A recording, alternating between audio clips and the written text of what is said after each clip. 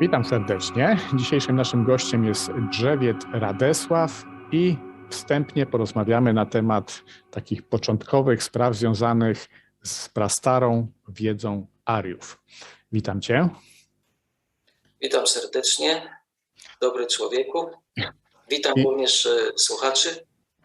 Tak, powiedz, dlaczego czujesz, albo wyjaśnij nam, co sprawia, że jesteś kompetentny w tym temacie prastarej wiedzy Ariów. Jaka była Twoja historia? No właśnie, w wieku 17 lat trafiłem na tłumaczenie, to była pierwsza polska edycja Bhagavad Gity, czyli tłumaczenie z sanskrytu z angielskiego na język polski. To było pierwsze tłumaczenie z angielskiego na polski, że tak powiem, tych książek, które trafiły wtedy do Polski. Ja miałem 17 lat i tak się zaczęła właśnie moja podróż w tym kierunku. Bo wcześniej jeszcze zapoznawałem się właśnie z różnymi innymi przekazami. To, co akurat było dostępne w tamtych czasach, no to liznąłem, że tak powiem, ale jak liznąłem to już po prostu musiałem odkręcić cały słoik i zacząć jeść więcej. Tak, 17 lat miałem, gdy trafiłem na książki, na literaturę, no i praktycznie rok później już byłem mnichem.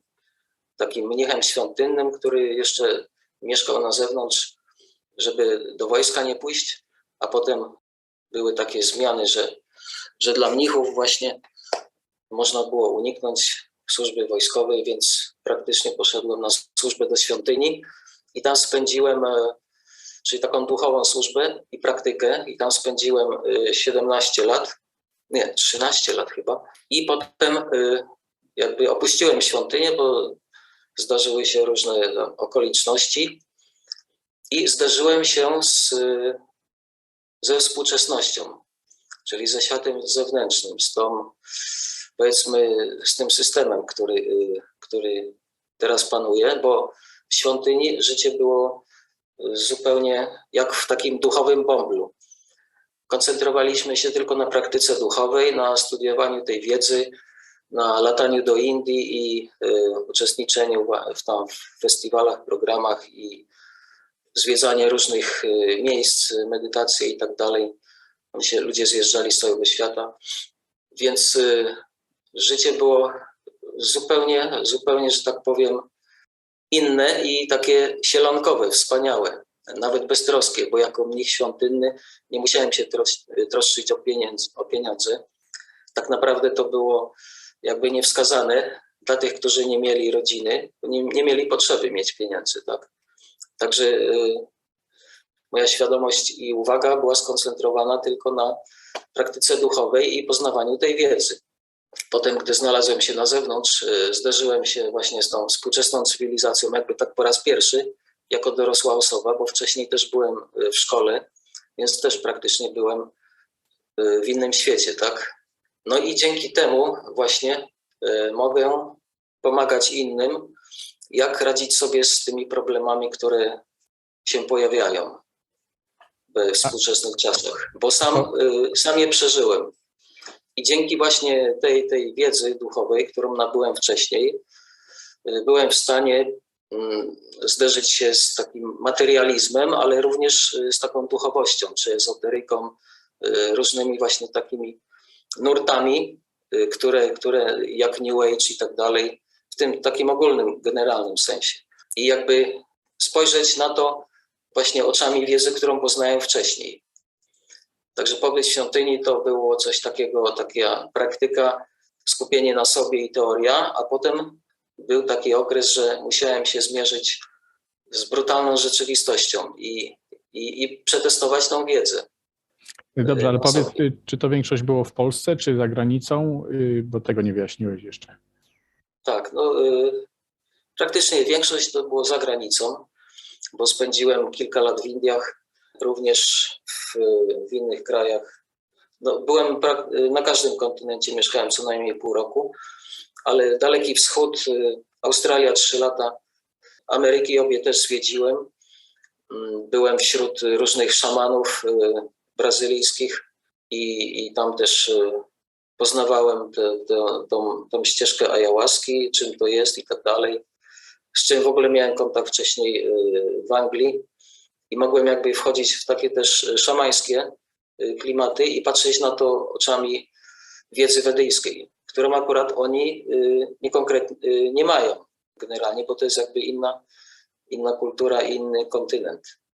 Dobra, Także myślę, że mam takie dosyć dobre jakby rozeznanie w różnych narracjach na świecie.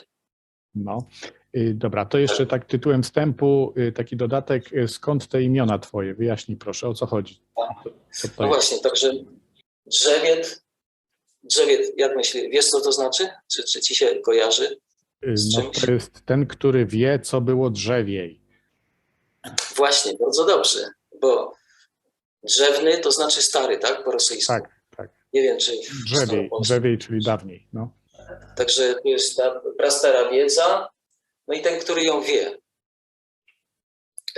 Wie to znaczy wie i o tym będę mówił właśnie dzisiaj w wykładzie, co to znaczy wiedzieć. A że to oczywiście ta prastara wiedza sprzed praktycznie 1000 lat.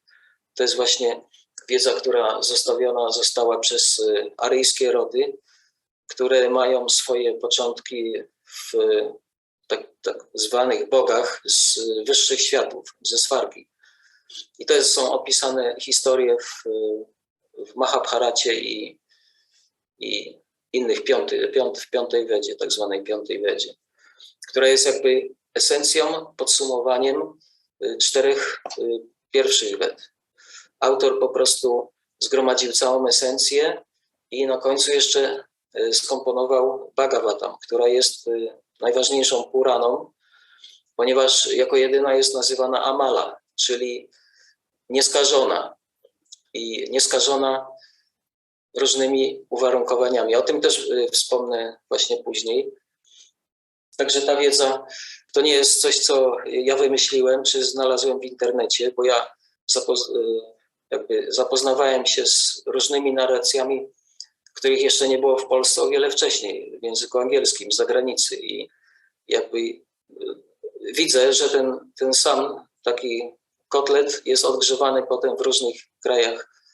Różne takie dziwne narracje się pojawiają. Oczywiście są też fajne narracje, ale dzięki tej wiedzy jakby byłem w stanie ją zastosować w praktyce, bo to jest wiedza o tym, jak rozpoznawać, co jest czym i kto jest kim. Czyli tak, rozróżnianie. Rozróżniać, tak. Tylko w kategoriach wedyjskich, bo jak podane są jakieś kategorie, co masz do wyboru, czy to jest lewica, czy prawica, czy to jest komunizm, faszyzm, czy socjalizm, jakby od razu ci się daje zawężone wybory. Natomiast te standardy są nieznane i w ogóle nieużywane poza kulturą wedyjską i tymi liniami ustnego przekazu tej tradycji, gdzie jeszcze ludzie to praktykują. Bo w Indiach obecnie ta wiedza też zanikła i tam jest po prostu globalizm, tak, już od wielu lat. Także oni nawet sami nie znają dobrze swojego dorobku. Także ta wiedza w Polsce na terenach słowiańskich zaginęła na przestrzeni wieków, a w Indiach przetrwała w oryginalnym właśnie zapisie, który nie był tłumaczony, jest oryginalny język sanskryt. Także jest to bardzo jakby wiarygodna wiedza. No i są pewne linie przekazu, ponieważ wiadomo, sam pewnie widzisz to na co dzień, że informacja jest tak przekręcana, co komentator to coś innego mówi i tak dalej. Praktycznie ci, którzy mówią, to reprezentują jakąś agendę, tak? I coś, tak. Służą jakiejś sprawie, tak? I po prostu opisują świat tak, jak chcą, żeby ludzie myśleli, że jest. Albo są zanieczyszczeni swoimi punktami widzenia i po prostu mówią swoją interpretację. Albo nawet w ogóle pracują w większych instytucjach i sami nie mają nic do powiedzenia, tylko muszą mówić narrację, którą nadaje właściciel tego biznesu. Tak. Dobra, zanim przejdziemy dalej, wyjaśnij proszę to drugie imię. Aha, Radysław Także to jest część sanskrycka i odnosi się do Sri Rady, czyli tej żeńskiej manifestacji kompletnej całości, prawdy absolutnej, która jest zarówno męska, jak i żeńska. To jest ta część żeńska, energetyczna. I ta linia przekazów, w którą ja właśnie trafiłem, czyli trafiłem na ludzi w tym ciele, którzy jakby są w tej linii przekazu ustnego, tej wiedzy. Od czasów samego autora Vyasadeva Ved. A część sław, no to jest to ta słowiańska, no bo się urodziłem tutaj na tych ziemiach polskich i mam też słowiańską krew i tak dalej. Ale Słowianie jakby bardzo są spokrewnieni z tą kulturą wedyjską z Indii. Wiele osób właściwie inkarnowało w słowiańskich plemionach. Ci, którzy jakby jeszcze kontynuowali tą, ale mówię już niekoniecznie o pokrewieństwu krwi, tylko dusza po prostu inkarnuje jakby w takich podobnych rodach. I dlatego jakby ta wiedza jest taka rezonująca z nami i to jest praktycznie nasza wiedza. Pewnie słyszałeś o książkach Anastazji Wedrusy z Syberii. Nie wiem, czy czytałeś, ale ja czytałem i też widzę, że to jest jakby przekaz wedyjski dotyczący pewnego tam zakresu i dla odpowiednich słuchaczy, dla właśnie ludzi żyjących w tej kulturze, tak. No dobra, ale... to przejdźmy do tych treści właściwych. Oczywiście prastara wiedza Ariów jest bardzo obszerna, więc w ciągu tam godziny nie damy rady dużo opowiedzieć, ale tak tytułem wstępu te takie sprawy główne. Proszę cię, żebyś omówił. Tak, czyli ja jestem jeszcze założycielem takiej ariańskiej uczelni mądrości, gdzie właśnie będzie wykładana ta wiedza duchowa dla ludzi, którzy może nie mieli okazji być mnichem świątynnym i nie mają dostępu do tej wiedzy. I jest ona również generalnie bardzo jakby niezrozumiała, ponieważ terminologia, czyli słowa zmieniają tak swoje znaczenie i to myślę, że jest celowe, po to, żeby ludzie jakby z następnych pokoleń nie byli w stanie zrozumieć, o czym mówiły poprzednie pokolenia. Także gdy tutaj mamy przestrzeń czasową 5000 lat, także trzeba naprawdę być zaznajomionym w tamtej kulturze i punkcie widzenia, jak ludzie myśleli i to odpowiednio przetłumaczyć. Dlatego są różne tłumaczenia, właśnie ci, którzy potrafią to przetłumaczyć, robią to. To są pewni mistrzowie, którzy są właśnie w tej tradycji. Ja natomiast to tłumaczę dodatkowo dla ludzi jakby z zewnątrz, którzy nie są zainteresowani tak bardzo praktyką duchową, jak mnich świątynny, który dedykuje się tej wiedzy i dzięki temu właśnie on ją jakby realizuje, bo ci, którzy nie dedykują się, no to ich uwaga jest i koncentracja rozproszona. Także generalnie na początku życia właśnie człowiek studiował i praktykował, czyli inwestował w siebie, przestrzegał pewną dyscyplinę i podążał za tą wiedzą przodków, a potem ją jakby już wykorzystywał w praktyce. Także mam nadzieję, że ta uczelnia, ona już ruszy właśnie tego lata, będziemy mieli pierwsze szkolenia, wykłady. Chodzi o to, że ta wiedza może być tylko przedstawiona i ktoś, kto siedzi na krześle i słucha, o nią słyszy, ale on jej nie czuje. Także będzie możliwość jakby poczuć się mnichem na kilka dni i jednocześnie poznawać wiedzę i robić rzeczy, które sprzyjają jej utwierdzeniu w sobie. I również ta uczelnia będzie uczyć prawa naturalnego. W takim rozumieniu, jak prawo natury, tak? No bo ja to tak rozumiem. Ludzie teraz ostatnio mówią o prawie naturalnym, a niektórzy nawet mówią, że jest tylko jedno prawo. czyli ahimsa, tak? Ale tak jakby się tak nad tym zastanowić, to czy to naprawdę jest prawo? No bo skoro ahimsa jest dosyć powszechna w naturze, żywe istoty nawzajem się jakby szkodzą sobie, tak? Niektórzy również z premedytacją i tak naprawdę są całkiem duży sukces w tym osiągają. Więc widać, że ahimsa jest łamana na każdym kroku, tak? Więc jak to może być prawo natury, skoro nie jest egzekwowane?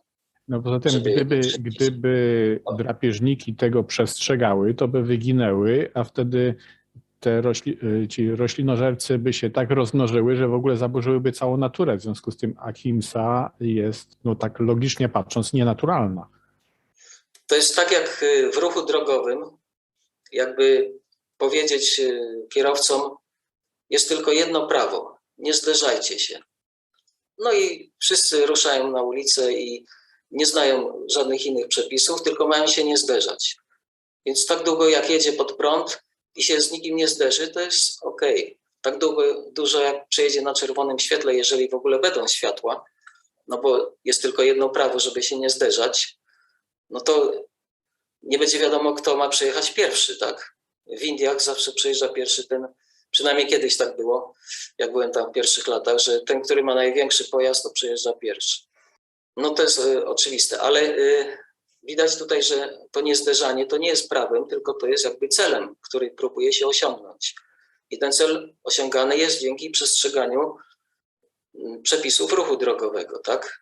I znaków, i sygnałów, i tak dalej. Więc tak samo z ahimsą. Jak można przestrzegać ahimsę, jak po pierwsze nie wiemy, co to jest himsa, czyli szkoda. No bo nikt o tym nie mówi, tak? Co szkodzi, a co nie szkodzi. Tak jak ty powiedziałeś, że drapieżnik zje roślinożerców, no ale czy to jest szkoda? Przecież to jest jego pożywienie, przecież to wszystko jest jakby częścią natury i częścią jednej całości, tak? Także tutaj szkody nie ma. On po prostu bierze to, co jest mu należne. Więc są pewne prawa, które po prostu należą się z wyniku gatunku, tak? Więc mięsożercy mogą jeść po prostu inne zwierzęta, no bo tak zostali stworzeni. To są po prostu, to są uwarunkowania, których oni nie przeskoczą, tak? Więc nie można mówić, że ktoś komuś szkodzi, jak po prostu naturalnie funkcjonuje zgodnie z naturą. Więc prawa natury tak naprawdę to są prawa, według których funkcjonuje natura, czyli można powiedzieć taki algorytm natury. Algorytm, który jest zawsze przestrzegany. Tak jak w informatyce są różne algorytmy i nawet się mówi code is law, czyli program jest prawem, który definiuje, co się dzieje, co oprogramowanie robi. Tak samo w naturze jest pewien kod, pewien algorytm i to o tym będę chyba mówił w drugiej części, który właśnie opisuje, jak funkcjonuje natura i co to w ogóle znaczy szkodzić. I wtedy dopiero można dążyć do celu nieszkodzenia, tak jak można dążyć, czy łatwo go osiągnąć, cel niezderzania się, jeśli będzie się przestrzegać pewnych zaleceń, tak? Także ahimsa to jest tylko zalecenie, które pomaga nam przejść bez większego szwanku przez życie, ale najpierw musimy wiedzieć, co szkodzi, a co nie szkodzi. Więc trzeba wiedzieć, co jest czym, kto jest kim i jakie są konsekwencje różnego rodzaju działania. Czyli to jest wiedza o karmie, czyli o wiedzy na temat przyczyny i skutku.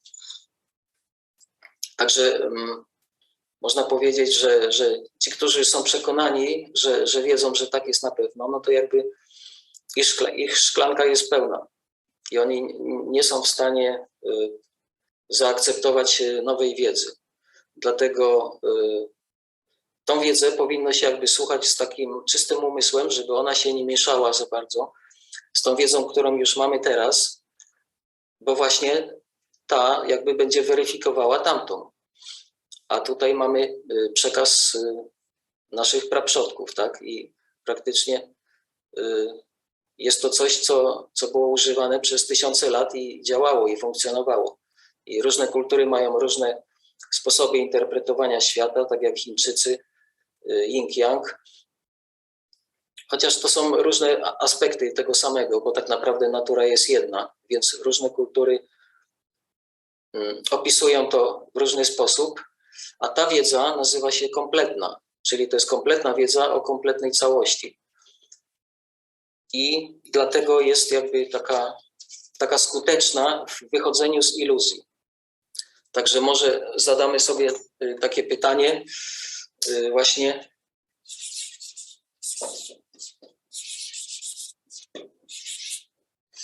co jest przyczyną cierpienia? No bo jeśli spotykamy się z różnymi problemami i mamy z czymś do czynienia i zmagamy się, to się generalnie nazywa cierpienie. Widzimy, że gdy kultura wedyjska zanikła, ludzie praktycznie żyli w ciągłych wojnach. Ciągle były jakieś konflikty, ludzie cierpieli, męczyli się, umierali, byli targani różnego rodzaju właśnie narracjami i trendami ideologicznymi. Więc można zadać sobie pytanie, co było tego przyczyną, tak? Taką wewnętrzną. Jak myślisz? No, brak znajomości tych prawdziwych praw, takich wewnętrznych, przyczyny i skutku. Co daje jaki efekt? Czyli ogólnie po prostu ignorancja. W sanskrycie ignorancja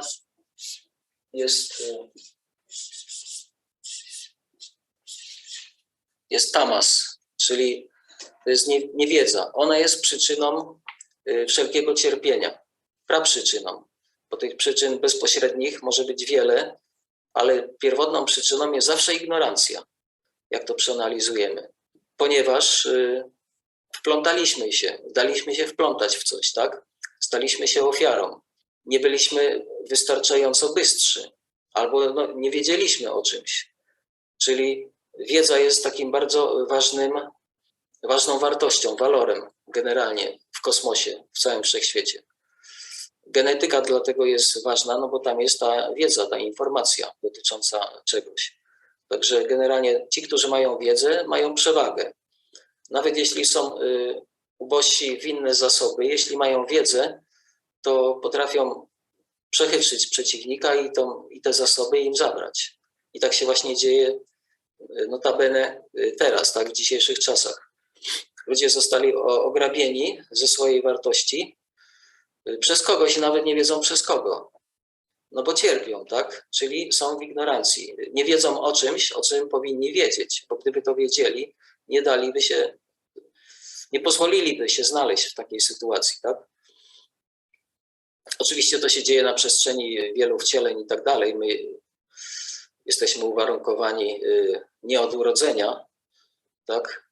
Bo już się pojawiamy z jakimiś zapisami z przeszłości, więc tak to się właśnie dzieje. Tamas jest przyczyną cierpienia. Czyli generalnie tamas można powiedzieć, że jest to zło, ciemność. Także tamas rozprzestrzenia się podstępem, strachem właśnie można rozpoznać dzięki znajomości cech, jakie reprezentowane jest przez tamas.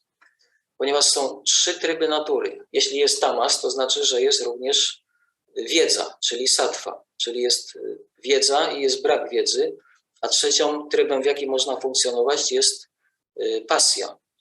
I to są jakby takie 3 podstawowe kolory,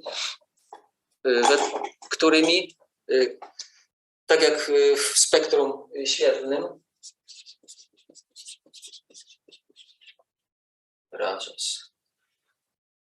tak jak w spektrum świetlnym, żółty, niebieski, błękit paryski i czerwony dają całe spektrum. Tak samo są 3 tryby natury, w jakich można funkcjonować.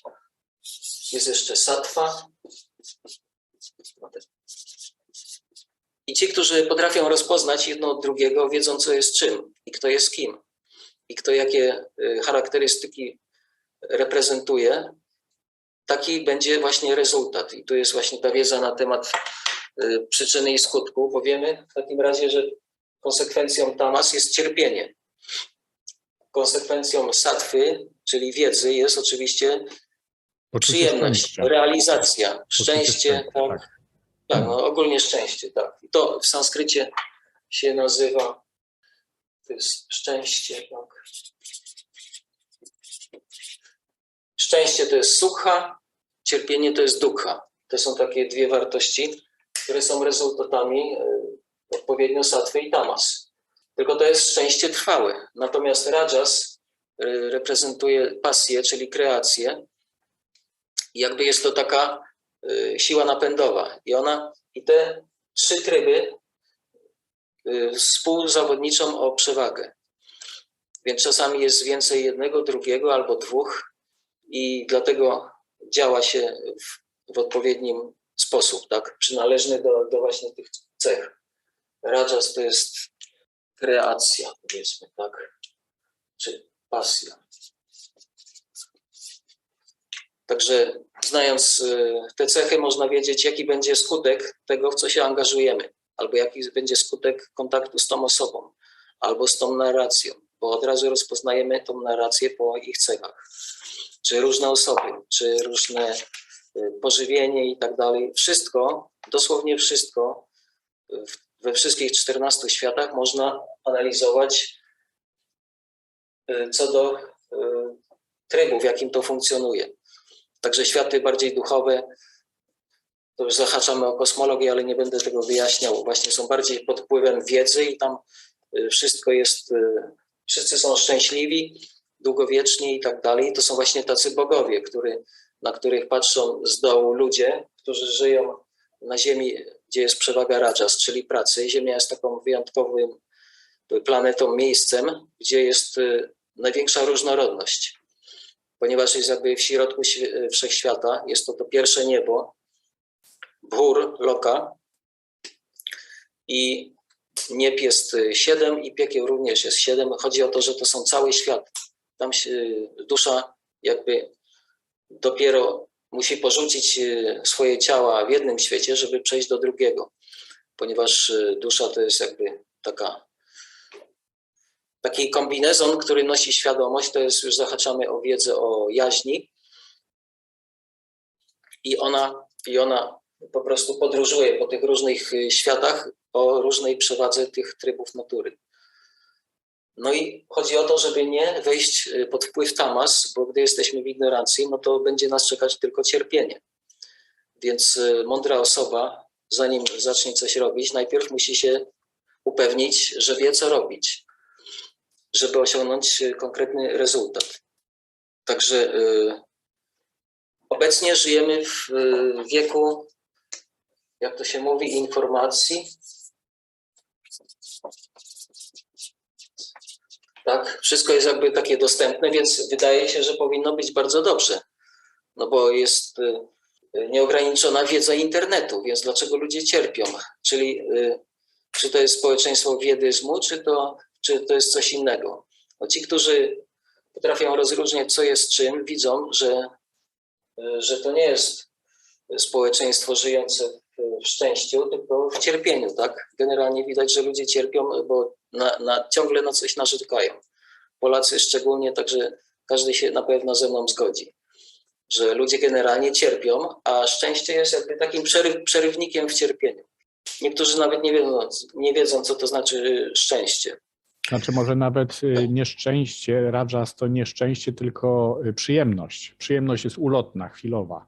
Tak, ale ja mówię o sattwicznym szczęściu. Ale bardzo dobrze. Rajas to jest przyjemność doczesna, tak. Czyli krótkotrwała, która się pojawia, ale mija. Prędzej czy później mija. No i można przyjmować różne jakby przestrzenie czasowe, jak to analizować. I w kulturze wedyjskiej właśnie ludzie podchodzili do życia długoterminowo. Nie tak jak teraz, że niektórzy podchodzą nawet z dnia na dzień, ale generalnie podchodzą jakby w kategoriach maksimum jednego wcielenia, tak, jednego życia. Nie myślą już, co będzie dalej. A w Indiach można zauważyć, to już zanika, to współczesne pokolenie już też tego nie praktykuje, ale wcześniej ludzie myśleli długoterminowo, czyli aspirowali, żeby mieć lepsze życie później. Oczywiście ciemność bardzo to łatwo wykorzystała, wmawiając im, że jak będziesz robił to, co my ci powiemy, to szczęście po śmierci osiągniesz, tak? Także trzeba wiedzieć, jaka jest różnica pomiędzy wiedzą a informacją. Bo jest wiedza i jest informacja. Więc można zadać pytanie jakiemuś człowiekowi, co wiesz o świecie, tak? No i on może odpowiedzieć, że na przykład wiem, że Putin i Rosja są źli, bo napadli na Ukrainę, że na przykład Hitler był zły, a Churchill i Roosevelt dobrzy, czy że na przykład klimat się ociepla i to CO2 jest bardzo szkodliwe i należy stosować samochody elektryczne, bo one są eko i tak dalej. Czy nawet to, że Ziemia krąży wokół Słońca, tak w przestrzeni, tak, i wszystko krąży i tak dalej. Oni to wszystko wiedzą, ale wtedy ja zadaję pytanie, ale co cię przekonało do tego, że jesteś przekonany, że to wiesz? No i jaka się pojawia zwykle odpowiedź? Może gdzieś tak było napisane, albo ktoś tak powiedział. No właśnie, czyli jednak nie zweryfikowałeś, to tylko usłyszałeś to, co teraz powtarzasz i sam tego nie doświadczyłeś. No. Więc czy to jest definicją wiedzy? Jak myślisz, coś, my usłyszeliśmy i uwierzyliśmy w tą opinię, narrację i tak dalej. To jest raczej... To jest informacja wielokrotnie powtórzona. To jest definicja nie wiedzy, tylko wiary. Wiara to jest coś, tak, co ty słyszysz i przyjmujesz na wiarę. Natomiast wiedza to jest coś innego. Więc informacja jest przyjmowana na wiarę i są dwie możliwości. Albo ona jest prawdziwa, albo ona jest fałszywa. Ale dopóki sami jej nie zweryfikujemy, to tak naprawdę nie wiemy na 100%. Jeśli mielibyśmy oddać głowę za coś, co rzekomo wiemy, to byśmy się zastanowili tak naprawdę, co my wiemy. Więc okazuje się, że praktycznie wszystko, co wiemy o świecie, to my tego nie wiemy. My to usłyszeliśmy i uwierzyliśmy w to.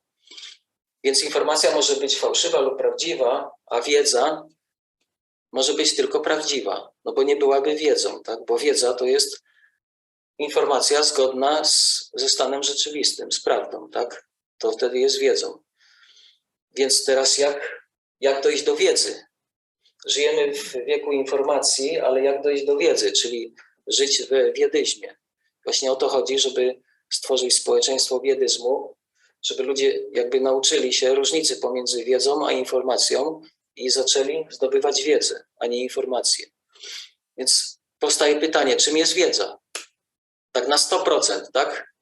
Co wiemy na 100%? Jeśli się pomylimy, no to tracimy głowę. To co możemy odpowiedzieć tak na 100%? No jest to coś, co przepraktykowaliśmy. Tak, doświadczyliśmy. Tak. Doświadczyliśmy, czyli nikt nas nie przekona, że jest inaczej. Czyli wiedzenie to jest właśnie ta część wiedz. Ten, który wie i jego nie przekonasz, no bo on to wie, on to doświadczył. Więc jak ktoś przychodzi do niego i mówi, że tak nie jest, jak on to przeżył, tak? Taka jest różnica. Dlatego ludzie chodzili do właśnie wiedów po błogosławieństwa, no bo on to wiedział, więc miał tą moc i z tą wiedzą szła moc, bo on to wiedział. Jak czegoś nie wiesz, to ty możesz tylko powtarzać jak papuga, ale tam nie ma mocy, więc do ludzi to i tak nie dociera. Chodzi o to, że są pewne zależności. Prawda ma moc, tak? Sattwa ma moc, tamas nie ma mocy. Więc gdy się mówi prawdę, to z tym płynie moc. Gdy się mówi fałsz, to z tym płynie osłabienie. Czyli słuchacz osłabia się, gdy słyszy tamas, wzmacnia się, gdy słyszy sattwę. Więc z tego względu wiedza jest jakby samo udowadniająca się, tak? Czy ktoś może ci udowodnić, że jesteś syty lub głodny? Wiesz, ktoś może udowodnić, no ale to już by było, to już wymagałoby większej technologii, sprawdzenia, prześwietlenia mnie i... Ale nie, tobie udowodnić. Ty czujesz się syty, a on mówi, że czujesz się głodny. Byłby cię w stanie przekonać, albo czujesz się głodny, a on mówi, że nie, ty już jesteś syty. No dobra, Tak, to nie ma sensu. O to chodzi. Mhm. O to chodzi. Że coś wiemy, to my to wiemy, bo to doświadczyliśmy. Więc Tak. wiedza jest to coś, co my już musimy posiadać. No i gdzie ona jest? Co jest nośnikiem? Bo jest wiedza i jest nośnik tej wiedzy, tak? Wiedza, tak jak informacja, bo to jest informacja tylko, że prawdziwa, ona musi mieć jakiś nośnik. Tym nośnikiem dla wiedzy jest no na przykład przestrzeń. Wiedza jest w przestrzeni, są ludzie, którzy są w stanie ją stamtąd wyłapywać. Co nie znaczy, że informacja też nie jest w przestrzeni, więc trzeba wiedzieć, co jest czym. Ale nośnikiem wiedzy takiej własnej jest na przykład mięśnie. Jak przeżyjemy coś, mięśnie się kurczą i potem mamy skurcz. I potem musimy chodzić na masaże albo po prostu ma się krzywą posturę i tak dalej. Ta wiedza, którą doświadczyli, weszła im w mięśnie. Albo przestrzeni... coś jest w mięśniach wyćwiczone, tak jak na przykład sztuki walki. Ktoś ćwiczy wiele lat i tą wiedzę ma w swoich mięśniach. To co właśnie. On już nie myśli, tylko mięśnie same działają. No dobrze, a Ale powiedz rajas, to jest na przestrzeni jednego życia. A chodzi o to, że wiedza jest przekazywana na przestrzeni wielu wcieleń, na różnych innych nośnikach, między innymi we krwi, czy w ciele astralnym i jeszcze tych bardziej subtelnych, czyli generalnie w duszy. Czyli dusza jest po prostu takim nośnikiem energetycznym, gdzie są zapisane doświadczenia różne i ludzie potem z nich mogą korzystać. A rajas to jest jakby piaskownica, w której się bawimy, doświadczamy, eksperymentujemy i dzięki temu się wznosimy. Tak to mogę rozumieć, czy jakoś inaczej? Rajas to jest kreacja. Tamas to jest destrukcja, rajas to jest kreacja. Więc to tworzy, znaczy to niszczy, degraduje, zniewala i tak dalej, Tak. a to tworzy. Czyli na skutek tworzenia zdobywamy doświadczenie i wiedzę. Na skutek tworzenia, bawienia się. Tak, oczywiście. Także oczywiście lepiej funkcjonować w trybie rajas niż tamas, tak? Czyli generalnie ci, którzy są w tamas, oni właśnie muszą coś zrobić. Muszą się zaangażować w coś, bo bez tego nic się nie zmieni. Natomiast jak to jest degradacja i niszczenie, a to jest kreacja i twórczość, to czym jest sattva? Sattva jest czymś wyższym, czyli trwaniem, utrzymywaniem. Bardzo łatwo coś zniszczyć, trudniej zbudować, ale jeszcze trudniej coś utrzymać na pewnym poziomie czy w pewnym stanie. Także sattva to jest moc wiedzy, która utrzymuje nas w tym stanie i w pewnych kwalifikacjach, czy w pewnych zakresach wibracji i tak dalej. Natomiast ludzie rajasowi wchodzą generalnie pod wpływ ludzi tamasowych, no bo jeśli nie mają wiedzy, nie potrafią rozróżniać i są wykorzystywani. Także to jest ta odwieczna walka dobra ze złem. Tamas wykorzystuje rajas, czyli ludzie, agendy tamasowe wykorzystują tych, którzy chcą żyć szczęśliwie i się cieszyć tym życiem, tak? Natomiast ci są ponad tym. Oni się nie wikłają w tą walkę, tylko koncentrują się na sobie i na własnej ścieżce, na własnej agendzie, na własnym życiu. Ale robią to tylko dzięki wiedzy. No bo wiedza im na to pozwala, tak? Ci, którzy nie mają wiedzy, zostają przejęci przez ciemność, no bo to jest konsekwencja ignorancji. Więc to jest właśnie, co mówię, to jest ta pierwsza lekcja wiedyzmu. Ta wiedza nazywa się pramana tattva, czyli co jest wiarygodnym źródłem wiedzy. No bo informacje przyjmujemy na wiarę, wiedza jest czymś, co mamy w sobie, tak? Czyli w ciele.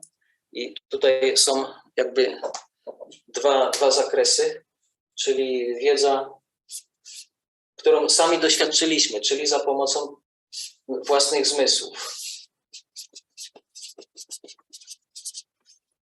Czyli coś, co doświadczyliśmy sami 5 zmysłami i umysłem, bo umysł to jest taki 6. zmysł. On jest kontrolerem, to jest jak woźnica rydwanu, który trzyma zmysły za lejce i umysł tak naprawdę kontroluje te zmysły i również przekazuje i jakby jest takim pośrednikiem pomiędzy pasażerem tego rydwanu, który trzyma te lejce. To jest właśnie umysł. Więc pratyaksza odnosi się do wiedzy, którą zgromadziliśmy w tym życiu poprzez nasze zmysły i umysł. To jest nasza wiedza i nikt nam nie mówi, że jest inaczej, bo sami to doświadczyliśmy. Natomiast czasami coś wiemy i nie wiemy dlaczego, tak?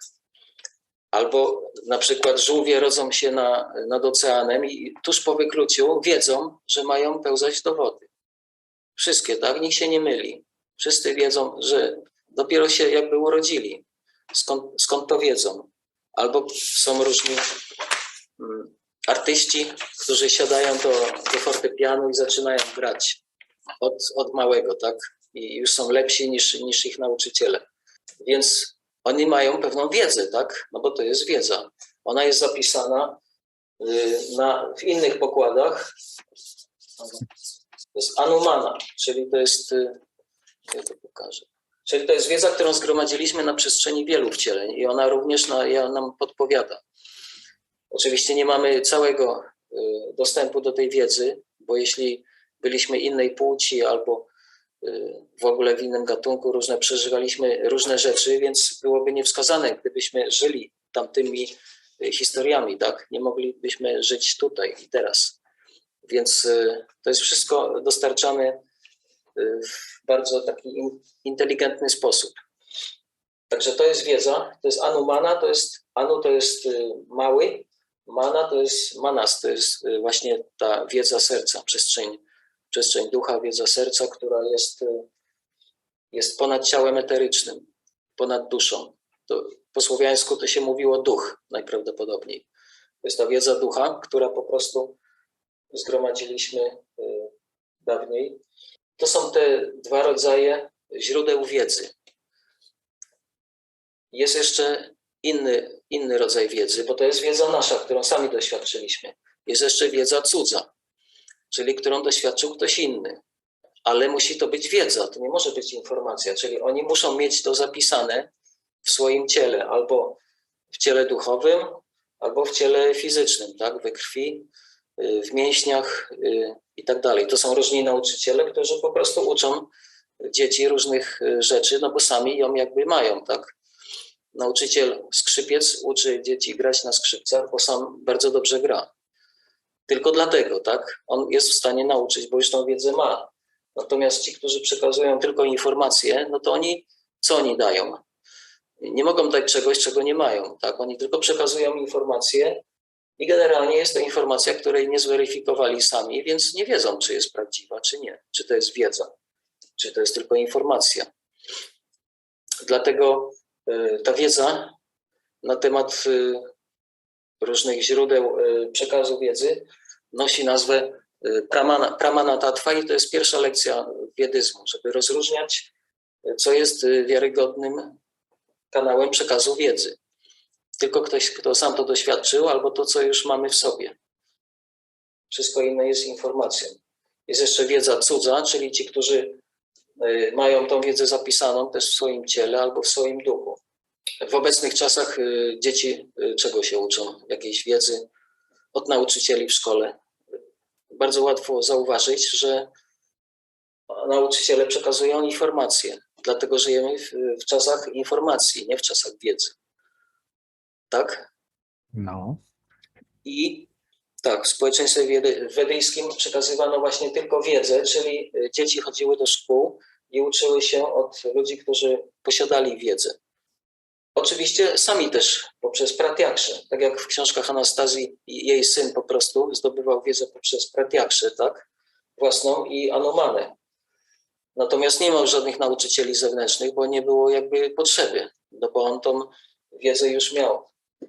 Jeśli żyje się w trybie sattwy, to w następnych wcieleniach się z tego trybu nie wyskakuje nagle do ignorancji, więc rodzi się jako osoba już przepełniona wiedzą. Jej nikt nie musi uczyć, bo ona tą wiedzę już ma od poprzednich pokoleń, czy swoich wcieleń. Także pojawia się jeszcze jeden termin właśnie, jak jest wiara, to również jest autorytet. Autorytetem jest ten, komu ufamy, czy w kogo mamy wiarę, tak? To jest autorytet. Ktoś, komu wierzymy, po prostu na słowo. Jak on powie, my tego nie musimy sprawdzać. To jest autorytet, tak? Taka jest definicja. Więc chodzi o to, żeby nasza wiara, po pierwsze, była satwiczna, czyli była oparta na wiedzy. Na wiedzy, czyli musimy mieć wiarę w tych, którzy mają wiedzę, tą własną, nie w tych, którzy mówią tylko informacje. Musimy wiedzieć, kto mówi informacje, a kto mówi wiedzę. I mieć wiarę w tych, którzy mają wiedzę, a nie tylko informacje. Bo oni tą informację prawdopodobnie dostali od kogoś, tak? Nawet nie wiemy od kogo i z jakiego powodu. To jak rozróżniać? Jak rozróżniać? Tak. No właśnie rozróżniać, tak jak mówiłem, no trzeba wiedzieć, kto przekazuje własną wiedzę, czyli kto to doświadczył. Tak? Ci, którzy tego nie doświadczyli, tylko mówią o tym, czyli komentują, każdy komentator, który nie był na miejscu i tego nie doświadczył, on przekazuje informacje. Natomiast ci, którzy tam byli, doświadczyli tego na sobie, oni teraz mówią. Czasami ktoś, i wtedy czuć w ogóle moc. Czasami ktoś mówi z takim przekonaniem, widać, że on to przeżył, tak? I ta wiedza od razu do nas trafia, no bo ona jest prawdziwa. No oczywiście dochodzą różne jeszcze inne aspekty, jak rozpoznawać takie osoby, ale to po prostu pojawia się z czasem. Jak znamy te linijki, te różne narzędzia mierzenia, co jest czym, to wtedy wszystko bardzo łatwo widać. Także taka jest różnica generalnie pomiędzy edukacją wedyjską a programowaniem, indoktrynacją. Bo ludzie narzekają teraz, nawet oczyszczają się właśnie z tego programowania, które mieli w dzieciństwie, od środowiska rodziców i wszystkich innych, tak, zostali zaprogramowani i oni właśnie to odkrywają. Dzięki tej wiedzy o źródłach informacji, czyli praktycznie wiedzy, można nie paść ofiarą Dezinformacji. Tak. Dobrze, czyli to byłoby tytułem wstępu i myślę, że na tym byśmy zakończyli. Może jeszcze po prostu jakby podsumuj i co tam jeszcze zapomnieliśmy. Czyli jeśli ktoś chce zdobyć wiedzę, kogoś, kto ma wiedzę, musi przestrzegać pewnej praktyki, procedury. Jak ktoś chce się nauczyć grać na skrzypcach, to musi ćwiczyć i praktykować, tak żeby ta wiedza weszła mu w mięśnie. Tak samo z wiedzą duchową i z każdą inną wiedzą należy praktykować. I właśnie zapraszam wszystkich do takiego doświadczenia. W tym roku właśnie zacznę jakby szkolić ludzi w takim doświadczeniu, dać ludziom taką próbkę, co to jest właśnie być mnichem w świątyni i przestrzegać tych wszystkich satwicznych zasad i studiować wiedzę i od razu ją używać na co dzień. Ponieważ generalnie nie ma się nic innego do roboty, tylko jest się skoncentrowanym na tym. To jest pewna praktyka, która się w sanskrycie nazywa sadhana, to jest praktyka, coś, co się wykonuje, żeby to weszło właśnie w mięśnie, w ciało eteryczne, w krew generalnie i tak dalej. Więc zapraszam wszystkich na taką próbkę doświadczenia, ponieważ wtedy będzie można doświadczyć na sobie, co to znaczy wejść w ten tryb sattwy i właśnie doświadczyć pewnego rodzaju wzniesienia. Wszyscy mówią o wzniesieniu świadomości, ale czym jest wzniesienie świadomości? Jak nie właśnie wyjściem z iluzji, tamas, i wejściem w tryb wiedzy, tak? Czyli bycia kontrolerem własnej sytuacji, siebie, widzenia, co jest czym i podejmowania właściwych decyzji. I wtedy można unikać himsy, czyli zadawania szkody przede wszystkim sobie. Bo największą szkodę ludzie robią sobie z powodu ignorancji. Dali się po prostu oszukać. Także ta narracja, która pomaga ludziom wyjść z iluzji, niewiedzy czy zapomnienia, czy jakiegoś bloku do tej wiedzy, której każdy z nas ma na poziomie serca, ona została jakby nam zamknięta, zablokowana poprzez odciąganie ludzi na przestrzeni wieków od natury, od życia naturalnego i tak dalej. nie ma kontaktu z wiedzą z kosmosu, bo gwiazd już nie widać i tak dalej. Jemy różne rzeczy, które nas odgradzają od natury, a wiedza jest w naturze, bo natura też jest nośnikiem wiedzy. Anastazja też to bardzo wyraźnie mówiła. Więc ludzie zostali odcięci od wiedyzmu, przeniesieni w wieki informacji i teraz żyją przekonani w słodkiej iluzji, że jak tylko chcą coś wiedzieć, to wejdą na internet i się dowiedzą. Ale czy oni, jaki jest rezultat tego przede wszystkim? Bo właśnie chodzi o to, że ludzie chcą sobie pomóc, ale nie upewniają się, że zdobywają wiedzę, tylko zdobywają informacje i sobie szkodzą. Bo jest wielu karierowiczów, czy w ogóle oszustów, czy generalnie drapieżników, którzy żywią się energią innych, więc po prostu mówią im słodkie słówka, zapewniają, że będzie tak wspaniale, ale trzeba zweryfikować swoje źródła wiedzy, jaką mamy. Zastanowić się, co my tak naprawdę wiemy i rozpoznawać, co jest wiedzą, co jest informacją. Także to jest część kompletnej wiedzy, o kompletnej całości, natomiast w następnym odcinku właśnie mogę powiedzieć na temat tej kompletnej całości, tak w skrócie, do czego dotyczy ta wiedza, bo to są pewne działy, które konkretnie mówią o różnych rzeczach i będzie jasno widać, że to jest wiedza kompletna, bo ona obejmuje jakby wszystko. I może trochę więcej wyjaśnię natomiast na temat Sattva, Rajas, Tamas w pewnych takich praktycznych sytuacjach, przedmiotach i tak dalej. Także dziękuję za uwagę i kontakt do mnie, a może informacja o warsztatach będzie pod wykładem i do następnego razu dziękuję za wysłuchanie. Dziękuję bardzo.